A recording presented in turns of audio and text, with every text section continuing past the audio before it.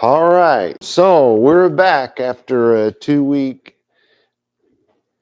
let's call it a not a very pleasant vacation. I was not well these last couple of weeks, but I am feeling better today. We'll see if we can get through a whole lesson. We're supposed to pick up today on verse 32 of vaYiqra, which is Leviticus. Um, I usually back up a verse before I start in. Well, in our case, we're going to go all the way back to verse 29 because verses 29 through 31 in your Hebrew Bible, it's been translated to English or your Christian Bible, whatever. Verses 29 through 31 are actually one verse in Hebrew. So even though I'm going to read three, I'm still only doing what I normally do and going back one. All right. So here's what it said. You'll probably remember. And if a man makar, which is lease purchase, I'm calling that a lease purchase. If a man lease purchase a single family dwelling. Now, in the olden Bible days, they called that a house dwelling. We would probably say dwelling house in English, but it's literally house dwelling. So it's a single family dwelling. So if a man lease purchase a single family dwelling in a protected city, you remember that? Ir Homa, a city walled is what it's called, but they mean a protected city. And we went over that, how we have satellites and internet and governments and police and military and all of that kind of stuff adds up to what we would now call a walled-in city. It's a protected city. It's not about the wall, it's about it being protected. So if you recall, so now he is lease purchasing a single family dwelling, so a house, his house, we're hoping, in a protected city. He may get ulah, he may redeem it until the completion of 1 year from the date of the lease purchase. He may redeem it. Just the way Jews talked back then. But if he does not redeem it by the time that a full year has completed, then it will stand. Mekam. He ain't getting it back, basically. The single family house in the protected city uh, will stay with him who acquired it permanently. So this lease has now become a purchase. To his generations, he's keeping it permanently. To his generations, the house will not be returned. It will not go out, if you will, or that's quite literally in Hebrew. It will not yetzeh, it will not go out in the Yovel. It will not go out in the Jubilee. So here's what's happening. If you're living in one of these protected cities, you're not living in the country, you're living in the city, and you have, they'll call it a sale, they'll whatever, because let's say your house is worth $10,000. Well, by Bible law, we've already gone through this part of the law, you have to sell it for $10,000. You're not allowed to say, well, I want 15. No, you're not allowed to do that among your brothers. And if you're not allowed to do it among your brothers, how much more are you not allowed to do it among those who are not your brothers? That's the way it works in Bible Hebrew. You're not allowed to do it, period. So if it's worth 10, you sell it for 10. If it's worth 10 and you're the other side of it, you buy it for 10. You do not offer more so that you have a better chance of getting it. You don't offer more for whatever reason.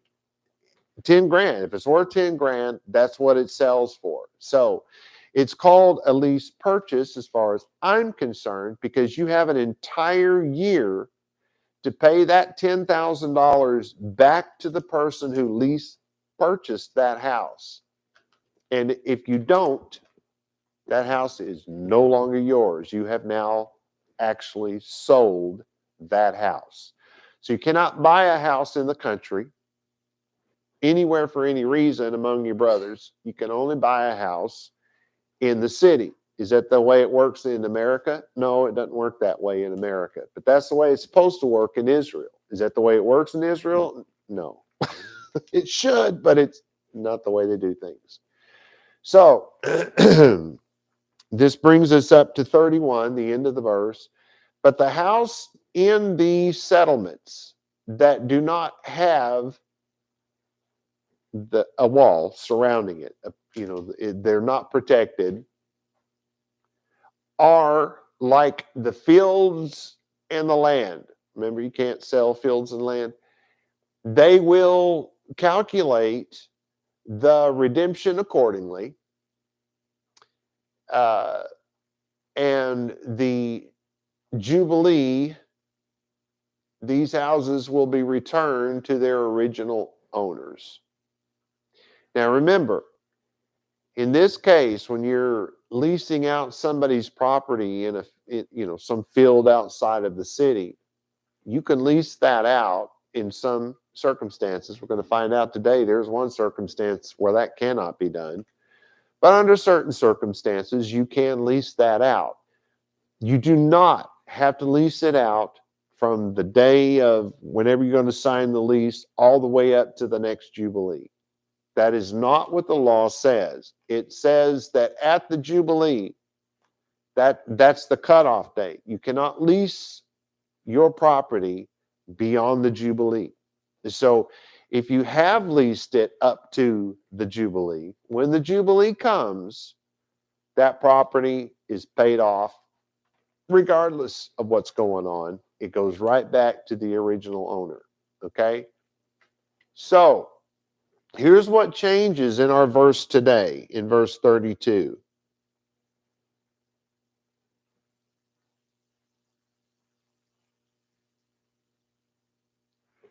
All right. Very literally, it says, and cities, the Leviim, we call them Levites these days, and cities, the Levites, houses, cities, possess them, redeemed forever, shall be for Leviim. It's just pretty straightforward. Ve'are, city. So, and the cities, and remember, not exactly what we think of as cities today. I mean, there were some places that would have seemed like a city today. If you were in Babylon before its fall, I think anyone who could see a drawing of Babylon before it fell would say, yeah, that would have been considered a city. But the word Ir predates anything like that.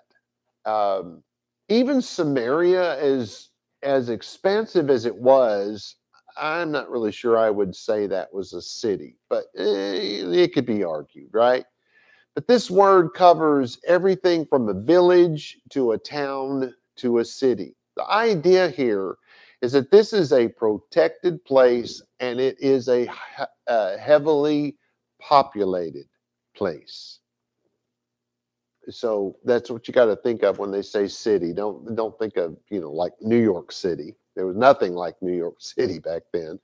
So the cities, then it says Ha Leviim. So the cities of the Levites, Bate, so that's Beit in plural, Bate, houses, the houses that are in the cities of the Levites, Are, there's cities, Ahu Zatam. So remember, that's the word for possession.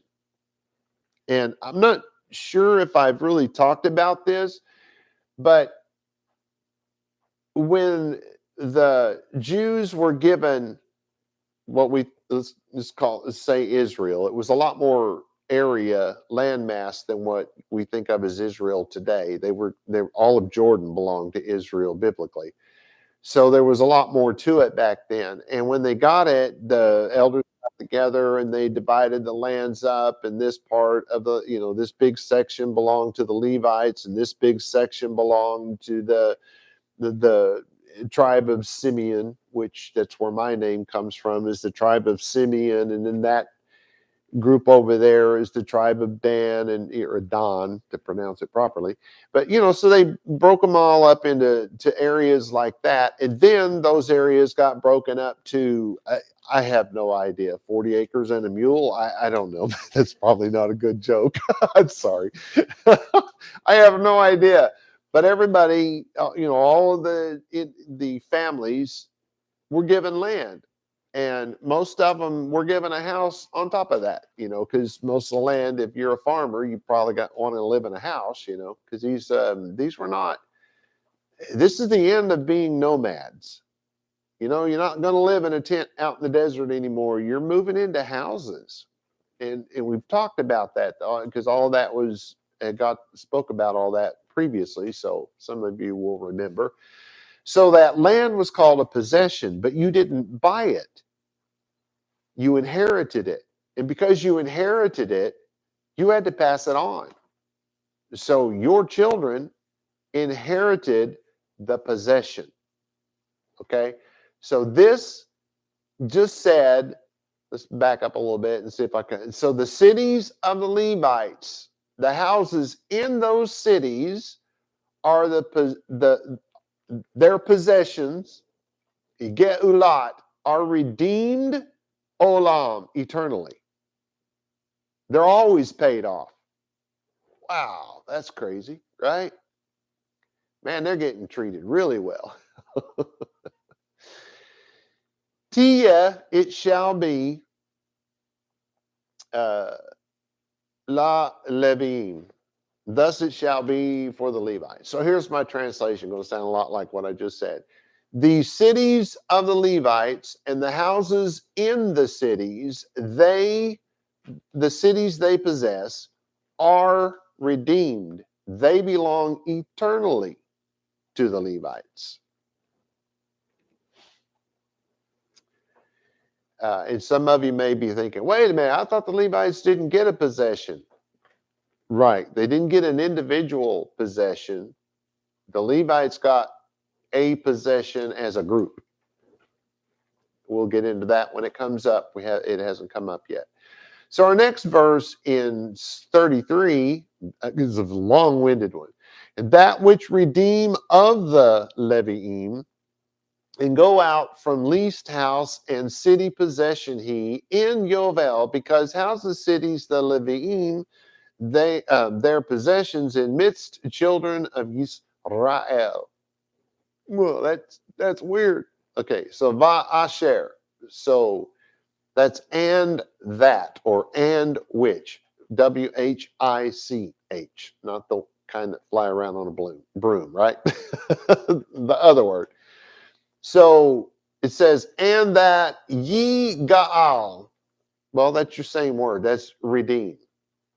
And remember, redeeming is buying something back. It's paying a debt. It's even upsetting a price, because you have to set a price for someone to purchase something. And that purchase price is also the redemption price minus whatever has to be subtracted from that. Because if you're talking about a house, that's 100% of the purchase price. If you're talking about land, you deduct however many years that person who leased it was able to work the fields and sell the produce. There is a deduction there, if you recall. So this is redeemed. Mean, which is the word from, ha Leviim, so it's from the Levites, vaYiqra, that's, and it will go out. I think you probably know what's going to happen here. Mi machar, from the lease, bayit, of the house. Ve'ir, so, and the city, the town, the whatever. Achuzato, that's the possession, but that's with the O at the end. That's his possession. Ba Yovel, in the Jubilee, it says, Ki bate, because or for the house, Are, in the cities, Ha Leviim, so of the Levites, Hiv Achuzatam, it is a possession, Betoch, in the midst, B'nai, of the children Yisrael, so of the children of Israel. So here's the translation. And that which is redeemed of the Levites is also released. It will go out. It's released from the lease of a house in a city of their possession. In there, I'm not sure I made it clear a while ago, but the Levites as a whole got a possession, but the individuals did not. Although there were houses, and they probably would have passed them down to their own children, not necessarily how that worked. Okay, so the possession that in the Jubilee, it goes out in the Jubilee because the houses in the cities of the Levites are there, the Levites' possession, in the midst of the children of Israel. So there is something different here. They are very special among the children of Israel. Why? Because they served the children of Israel. It was different. The whole existence of the Levite tribe was to serve the Israelites. No one redeems a Levite in the year, the Jubilee year. The Jubilee year automatically releases the Levite from their lease and returns them to their possession. I think we are on 32, right? Oh no, we're on 33. Let's make sure I wrote some things down so I wouldn't forget them because I knew they weren't in here. Okay, so verse 32 is telling us that the houses in the city of the Levites cannot be permanently sold. So if a Levite were to sell his house, do a lease purchase, and it went past a year, who cares? That person still gets to come back and buy it back. So let's say you buy a house from a Levite, and when you buy it, it's worth $5,000. Now 20 years have passed, and that house is worth $300,000. The Levite, probably one of his kids, going to come back and buy it for $10,000 or $5,000, not $300,000. So, not a good investment. I wouldn't buy a house from a Levite because he could take it back anytime he wants to, and he only has to pay you what you gave him, whoever gave him in the first place. So, not a good investment strategy. Just saying. In 33, the person who redeemed the lease, who purchased the lease, let me say it that way, must leave the house. Yep. You don't, when that horn blows and it's time for the Jubilee begins, you better have your boxes packed, buddy. That's what verse 33 just said. Get out. Did y'all pick up on that? And that which is redeemed of the Levites is also released. Let's say that which was leased out by the Levites, because it would make more sense, is released. It goes out from the lease of a house in the city of the possession in the Jubilee. My translation is a little rough here. Those are it's speaking of the people. It's not of the lease, it's of the people. Those who have leased a house from the Levites, when that horn blows, get out. Actually, you should be out. You shouldn't still be there. Just saying. That's what verse 33 is telling us, is get out. But look at 34.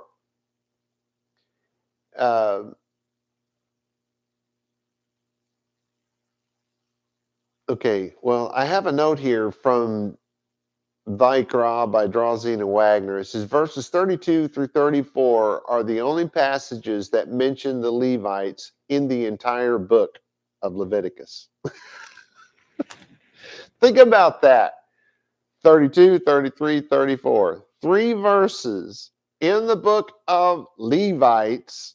Only 3 verses even mention the Levites. Isn't that funny? I thought that was funny.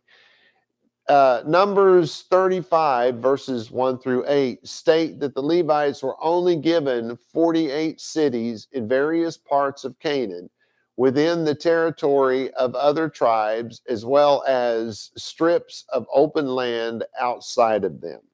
And that will, as it turns out, be true. So verses 32 and 33 talk about the houses of the Levites. Now, we're ready for 34. How are we doing? Okay, we're doing all right. In verse 34, it very literally says, and filled cities there, not least, because possession eternal it to them. Use day, that's the field. You could call it a pasture. It's a plain. It's land, of course, as opposed to water. It's a meadow. It's a place where it's plowed so that people can sow, plant food, maybe a vineyard. It could be whatever, it's good farmland, but it's dirt. We're not talking about a place with a house on it. We're just a strip of land, like what they said Numbers was going to say. Then it says, mi garash. That's a word for pasture. A place to which cattle is driven forth to feed, especially used of the open spaces around the towns of the Levites, used for feeding cattle, any open space surrounding a city or a building. And that's the way the Bible does talk about it, as these are strips of land around the outer parts of the cities, in particular the Levites, especially here. This is Arehem, so that cities there, we would say their cities. And we're still talking about the Levites. Lo, so that's not, something's not allowed here. Ye maker. Well, that's makar, that's lease. You can't lease it. Are you getting it? So this pasture land cannot be leased out. The Levites cannot lease it out to somebody, nor can somebody lease it from a Levite. So if a Levite tells you that he's got some prairie land on the island of, probably better think twice. Anyway, so we have Ahuzat, that's the possession. Olam, eternal. Hu lahem, so it is to them. So verses 32 through 34 are actually one Hebrew verse. So let's read them together, because that'll help this all. It really helps if you read them together. And the cities of the Levites and the houses in the cities that they possess are redeemed and returned to the Levites, because they are permanently set aside for the Levites. And that which is redeemed of the Levites is also released from the lease of a house in the city of their possession. They will leave in the Yovel, because the houses in these cities of the Levites are their, speaking of the Levites, their possession in the midst of the children of Israel. And the fields for the pastures outside the cities will not be leased, for they are in eternal possession for them. And with those 3 verses in English, 1 verse in Hebrew, everything about leasing and redemption concerning the Levites came to an end. 3 verses. The book that's called by their name mentions them 3 times in 3 verses, and there's only 3 verses about redemption and all that stuff pertaining to them. So they can lease what they have on an inside a protected city, but they can, in other words, you're selling your house, right? But the difference is the Levite can come back 2 weeks later and say, I've changed my mind. Here's your money back. And too bad for you. You can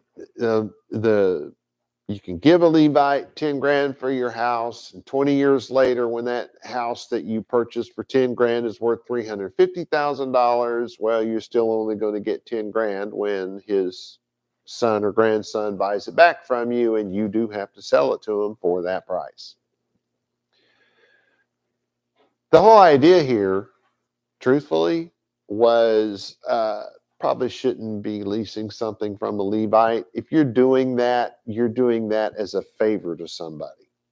This is your favorite teacher, because the Levites were the teachers. They were the ones that taught the law. This was, maybe your teacher was going to go on a journey to some other country and study for the next 5 years. And so you give him that money for his house. Let's say it's worth 5 grand. You give him 5 grand. He goes off and he gets his teaching done, gets his studying done. Then he comes back. Well, you're doing him a favor in that his house doesn't just sit there empty for 5 years.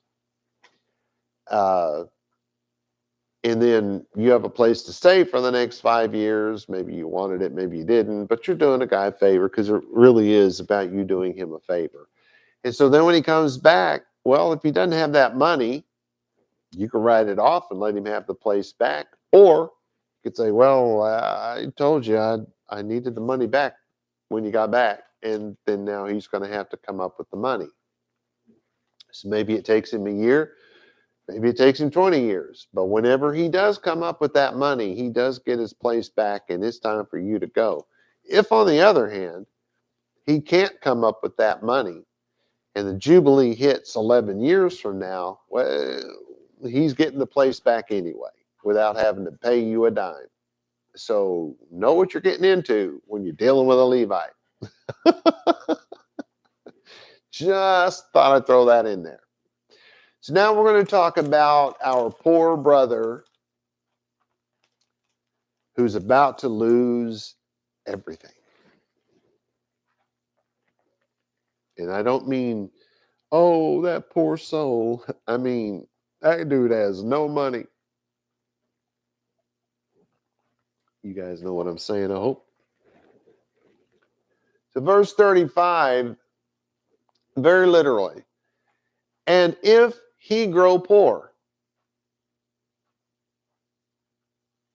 a Torah observant brother, that's the brother, a Torah observant relative, let's say it that way, the brother, and taughter hand he, you got to know that's an idiom, among you, and strengthen you in him, dweller and foreigner, and live among you. I like this one. This is kind of cool. Veki, so, and for Yamuch. It's basically telling you this is going to happen, people. But, and because it's going to happen, here's what we're going to do about it. So, and because Yamuch, and because somebody is going to become poor. Ahiha. That is from ach, which means brother. It's when used in a sense not quite strict, it is applied also to those who are not brothers, as those who are children of one father by different mothers, half brothers, or vice versa. Same mother, different father, or same father, different mother. Either way, it doesn't matter. The word brother is also of a wider use amongst the Hebrews and is for any relative, a kinsman, if you will, a man of the same tribe. So if you're a Levite and this is somebody else who is a Levite, that's a brother. One of the same people. So if you're Jewish and they're Jewish, that's a brother.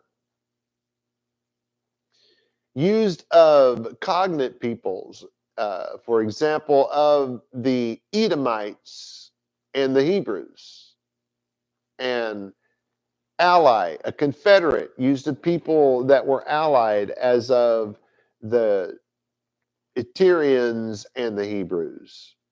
Okay, so that's two different nations, two different peoples altogether, but because they were allies, the Jews called them brothers.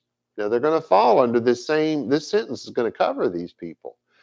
A friend, thus anyone, speaking even of the friends of Job, they were miserable friends, but they were friends, and that made them brothers. So I have a friend who is from Poland, and boy, does he like to make Polak jokes.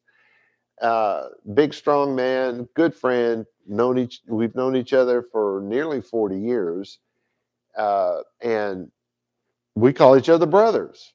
Biblically speaking, we are, because of our friendship. So you're getting along, kind of walking on the very edge of he ain't heavy, he's my brother. You're getting some of you aren't old enough to know that song.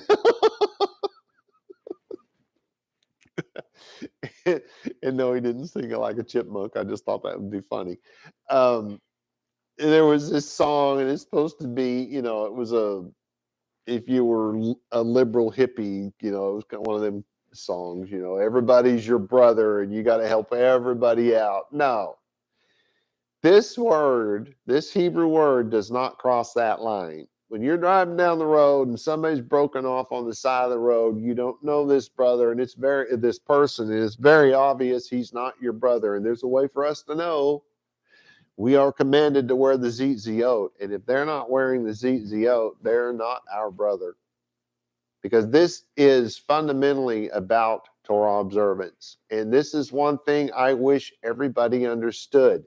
There is no part of the Hebrew Bible that isn't about Torah observance, especially the Torah, the part we call the Torah, the first 5 books. That is all about Torah observance. The whole book is about Torah observance.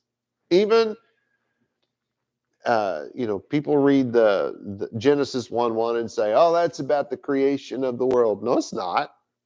It is not. You tell me how the beginning, because it says, in the beginning, God created the heavens and the earth. That's not what it says. It says, in the beginning, he created or it doesn't say that. It says, beginning with the creation of the land and the sky. That's what it actually says. Beginning with the creation of the land and the sky. You know how I know? Because the earth was already here. And the earth was without form and void. That should tell you there was an earth here. And God's Spirit hovered above the oceans, above the waters. Hello, the oceans were already here. This is not the creation of the cosmos. This is what scientists are now calling the fine-tuning of this particular planet. The story begins there with the fine-tuning of this planet, not the creation of the cosmos. So all that stuff you read about let there be, that's not the Big Bang. If that even happened, that's questionable these days. Depends on who you ask anyway. No, the book does not start with the creation of all that is. It was already here. It starts with the fine-tuning of this planet. Why? So that ultimately God could, put human beings on it. That was the point. But everything about that was for God to have ezer kenegdo. what they stupidly call in the King James Bible a helpmeet. Helpmeet? Really? Good Lord. The whole thing about creating Adam and Eve, it was not a story about the creation of human beings. That's a dumb idea. Because you don't get any information about how they were created beyond, okay, there was some clay, and then there was this surgical thing that happened, and the rib was pulled out, and blah, blah, blah. That doesn't really tell you anything. This is supposed to show you why human beings were created, why God took the time to separate the land from the water, to, make separations here. Because the land was there. It may have all been completely covered in water for all we know. Oh, you can't do that because the water doesn't have anywhere to recede. Really? Have you ever moved a tectonic plate and seen what happens? No, you haven't. But you know what happened. If you know any science at all, this is basic science. Tectonic plate hits and you get mountains. Well, now the water has somewhere to recede, doesn't it? Sort of. I mean, the land's actually coming up out of the water. The water's really not receding if you think about it. But it doesn't matter. That's how that works scientifically, if you will. All of this is happening so that Torah observance can exist. God is showing you what he's looking for. He is looking for the very words that Adam said. Ezer kenegdo. Because God said, it is not proper for the man to experience loneliness. What's that based on? Well, it's based on God. He's trying to tell you it is not proper for God to experience loneliness.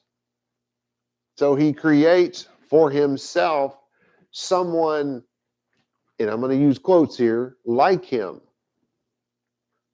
who will be there to save him from ever experiencing the loneliness. It's not about what the woman was created for and this is what the man was. No, this is why humans were created. We were put here, whether male or female, doesn't matter. We were put here to save God from loneliness. And in order for us to do that, because we're not really like him, we're a shadowy image of what he is, we can create, not like he can. I mean, I can't say let there be light and watch a sun pop out of nowhere and I can't say separate the land from the sea and mountains come boinging out of the planet. No, so there is a likeness, but not a very close one, if you will. But it's enough if there's enough of us who are willing to obey God, to be Torah observant, if we love God enough to keep his commandments, Torah observance, we love him that much, then we are the Ezer Kenegdo. We are the people who love him enough to save him from the one thing that's not proper for him to experience.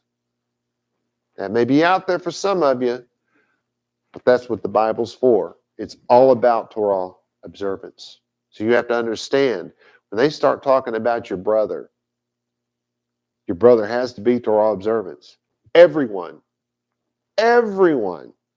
in the Bible, from the time the children of Israel stepped into the land of Israel, to this day, it's supposed to be a place where everyone there lives according to God's law. And God said, if you don't, the land will spit you out. So the Jews who live there now are not living by God's law. In fact, most of them say they're atheists. They're playing a really dangerous game here because that land may yet spit them out again. Man, that's upsetting. I don't want my brothers to go through that. This is what we're talking about when we talk about brothers. So your brothers can be any race or creed, because Judaism, Torah observance, has nothing to do with the color of your skin, Has nothing to do with where you come from or even where you live. Has everything to do with how you live. Those are your brothers. So when you go down the road and that guy is broken down on the road, probably not good that you pull over and help that person out, especially if you're a small man or a small woman or, and can't defend yourself type of thing. People have died doing that. Lots of them have. Let's not be stupid here. You need to know who your brothers are. And if we're followers of God, then our brothers are the ones who live according to God's law. Otherwise, you're not brothers. So don't cross that line. But if this brother, umata, if he's tottering, if he's shaking, if he's falling apart at the seams, I forgot to do that. You're falling apart at the seams. That's from the movie. Anyway, yado. So if his hand is tottering, you do know that's an idiom, right? Oh, no, here we go. My hand is tottering. Help me out. Imach, he's tottering with you. Vehechezata. But you want to strengthen him. You want to, the guy's starting to fall over. Let me grab out and try to keep him from falling over. Let me give him a shoulder and keep him. That's the idea. To tie fast, to bind. That don't even sound right. You guys tottering over there instead of helping him stand up. You're tying him up. Well, if you wrapped a rope around his waist and tied it to a tree, maybe that'd help him not fall over. But it's like a belt. You put on the belt and it fastens up your pants so that they don't go falling off of you. That kind of an idea. It's like using a cane that'll help steady you. It's being a post somebody leans against so they don't fall over. It's all of that sort of thing, because remember, everything's has an image behind it, and you need to know what the image is to truly understand it. But here's where it really gets wild. Then it says, so his hand is tottering with you, and then it says be'o ger. And this is your brother, but that's the word for foreigner, and not the rock group either. I don't care what anyone says. That's my favorite rock group of all time. Although my favorite rock song wasn't done by them. They are my favorite. Boy, well, when Lou Gramm was with them anyway. Wow, what did I just do? I messed everything up. Shouldn't start talking about rock and roll, I guess. It's not even clearing up or anything. Anyway, so a foreigner, like somebody from another country. Well, if you live in Israel and your last name is spelled Allon, there's a good chance we're related. Just saying. I mean, a lot of people over there, that's their first name, but some of them, like me, that's our last name, and that is my family name. That's what passed down through the generations. That is my family last name, right? We're probably related. That would make me the foreigner, though. Not them, me. Because everything's about the land of Israel in the Bible, and I'm not in the land of Israel. I'm in the land of America, so that makes me the foreigner, but I'm still the brother. Because I'm Torah observant, and hopefully they are too. So you've got your foreigner who's a brother. There we go. It's hard to read with that blue everywhere. Okay, so here's our translation. And if your brother, remember that's a Torah observant relative, at its very most basic form. And if your Torah observant relative becomes poor and he is about to lose everything he owns, He's about to lose everything he owns. Where'd you get that, Rob? His hand taught her. His hand taught her. He's about to lose everything he has. Among you,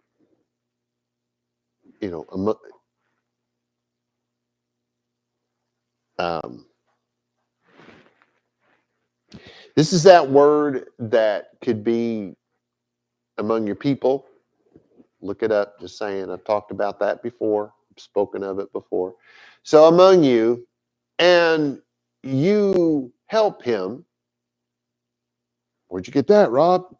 Or didn't I talk about a word that said you want to strengthen him? I feel like I missed that. Did I get that word, Donna? I think I skipped a word. We better back up and look at that real quick because that's important here. Very important. I can't believe I did that. Yep, there it is. Zakta. Oh, yeah, I did. The tie fast, the bind, and all that kind of stuff. That was literally that strengthen you. So I did say something. Well, again, this is idiomatic. You want to help him. Think about it. You're using some literal terminology. He's stumbling, and you want to strengthen him. Well, what are you going to do? You're going to grab him, going to hold him up, going to give him strength, right? But these are idioms. So he's about to lose everything, but you want to help this person because you know that this person is not about to lose everything from being foolish with his money. Because everybody, no matter how rich you are, almost everybody who gets rich gets poor. Some of them get rich again and get poor again. But very few people get rich and stay rich. Did you know that? Statistically speaking, if you get rich, you're probably not going to stay that way. Generational wealth usually doesn't last past the first generation. I mean, well, you're the first generation because you made the wealth, you pass it on to your kids, it almost never makes it past the kids you pass it on to. Statistically speaking, just throwing that out there, okay? But you decide you want to help this guy because it's not his fault. Maybe he invested all his money with Bernie Madoff, and you were the one that told him, hey, this guy's really making some money. You should put your money over there. Yeah, and you feel bad. So it's like, oh, I think I want to help this guy out. That's kind of my fault because he took my advice. Whatever reason, you just decide you want to help this guy out. And it says a ger, that's somebody who dwells right there with you. Like in my case, it would be someone who lives here in Texas. Also, it says a toshav. Well, somebody in the band called Foreigner. No, it's a foreigner. So if somebody in Israel wants to help me out because, I don't know, we voted in the wrong person and now everything's not ours anymore. That was one of the things everybody was so scared of, right? They could still happen, I suppose. I don't know. But you're a foreigner. But remember, you're a brother. And remember, everything about the Bible is about Torah observance, especially when you're studying the Torah. Everything is about Torah observance. So this foreigner is Torah observant. It's somebody who apparently doesn't dwell anywhere near you. Maybe you live in Israel and you're out by the border, so he only lives 5 miles away, but he lives in Egypt. I'd still make him a foreigner, just saying. But he's still a brother. So you decide, hey, I want to help this guy out. Comma. That's not the end of the verse. Let's see if Gesenius wrote of Leviticus 25:35, if thy brother be poor, and his hand totter with thee, i.e., if ruin, as it were, threaten him. He's about to lose everything. Even Gesenius said that, not just me. To aid, to assist, followed by a bait, which this actually was. Then he points it out, Leviticus 25:35. Imcha, which that's that word I was talking about, among you. That's actually the word Ahmad. You guys remember me talking about that? Anyway, maybe I'll talk about it again next week just for the fun of it if somebody reminds me. Oh, I don't know if I can do this.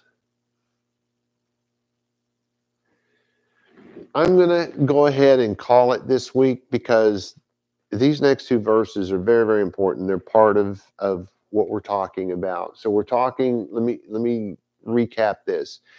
If your Torah observant relative, somebody else is who Torah observant, yeah, you're the brothers from different mothers and fathers, but you're both Torah observant, you're still relatives. If that person becomes poor, it is about to lose everything that person has among your people. In other words, because it kind of already said that, right? So they say with you instead. It's a dumb rule. And you want to help this guy, you want to strengthen him, so you want to help him. Whether he is a dweller in your town or your nation, or he's from a foreign land, but he lives among you. Okay, so that's be more like I decided to pack up, my wife and I decided to pack up, and we moved to Israel. Well, we're foreigners, but we're Torah observant. So if somebody wants to help us, if we taught her, yeah, that's probably a cleaner way to look at that. But we'll pick up with verse 36 next week and talk about some rules that go with this, some very important things that you have to keep in mind if you decide to help somebody out or if you don't. Shalom b'shalom, everybody.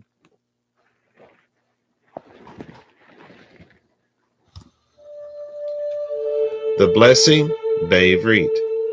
Yevarecha Yahweh v'yish merecha. Ya'er Yahweh panai v'lecha v'hunecha. Yisa Yahweh panai v'lecha v'yasim lecha shalom. And in English, may Yahweh cause you to lie down so that you may rest. May he touch and caress you. May he prepare you for what is ahead. May he watch over you. May he keep you from harm. May he cause goodness to grow in you and take away the bad. May he arrange your life and cause you to flourish. May he cheer you up and gladden your heart. May he cause his light to shine through you. May he show you tenderness, favor, and love in his presence. May he show you kindness and be delicate towards you. May he show you his generosity, mercy, compassion, and desire for you as it comes forth from the depths of his soul. May he lift you out of your pit and deliver you from the things that hold you prisoner. May he draw you to his chest and cast his eyes on yours. May he show you his love and desire for you as he cradles you in his arms. May he bear your punishment and pardon you of your sin. May he take you for his bride. May he establish a foundation in you. May he place his name on your heart and mind and make your body his temple. May you be his treasure. May you always be on his mind. May he draw you near and comfort you when you are afraid. May he assure you there is nothing to fear because he is with you. May you and all that concerns you be at peace because he is your friend. Amen.